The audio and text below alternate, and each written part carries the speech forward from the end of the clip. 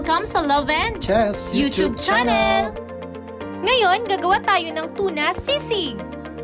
Hiwain lang muna natin ang sibuyas into small cubes.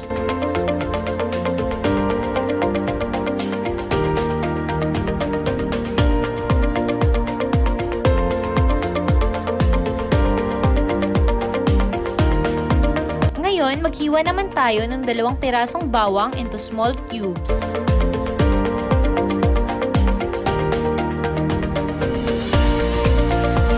Ngayon naman, ang ating sili!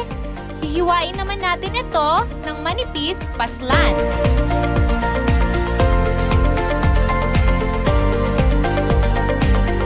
Ngayon naman, hiwain naman natin ang ating lemon.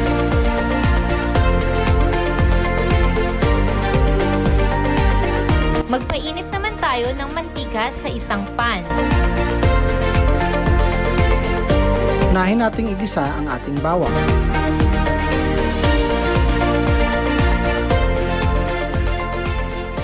Ngayon, ilagay naman natin ang ating sibuyas.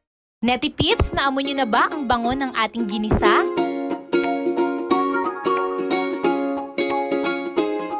Ilagay na natin ang ating tuna na may kaunting sabaw nito.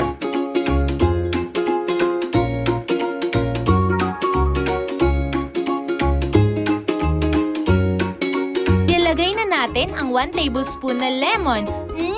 Ang asim! Makaraan, ilagay na rin natin ang ating 1 tablespoon oyster sauce at 2 tablespoon mayonnaise.